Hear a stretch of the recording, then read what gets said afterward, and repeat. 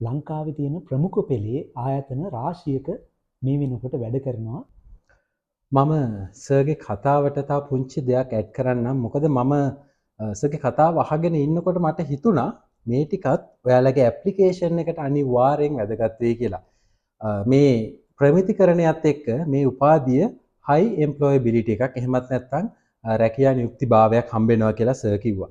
ඉතින් සර් අපිට කියන්න මොන වගේ ස්ථානවලද මොන වගේ ආයතනවලද මේ තාක්ෂණ පීඨ ශිෂ්‍යයන් රැකියා නියුක්ත වෙන්නේ?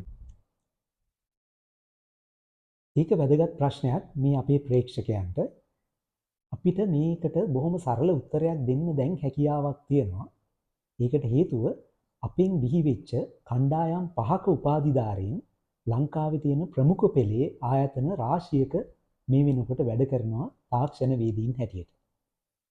අපි උදාහරණ හැටියට ගත්තොත් මාගා සංකේන් වගේ කන්ස්ට්‍රක්ෂන් පැත්තේ තියෙන කම්පැනිස් ගොඩක, ඊට පස්සේ ටෙලිකොම් ශ්‍රී ලංකා ටෙලිකොම්, ඩයලොග් මොබිටෙල් වගේ ටෙලිකොම් ක්ෂේත්‍රයේ ආයතන සහ ඒ වගේ ක්ෂේත්‍රයේ අදාළ රැකියා ගොඩක, ඊට පස්සේ අපි ගත්තොත් ඇගලුම් ක්ෂේත්‍රයේ ගත්තොත් MES නැත්නම් බ්‍රැන්ඩික්ස් වගේ ආයතන, මේ සියල්ලකම අපේ තාක්ෂණ වේදීන් ඉංජිනේරුවරුන් සමග හෝ ඒ යටතේ වැඩ කරමින් ඉන්නවා මේ වෙනකොට.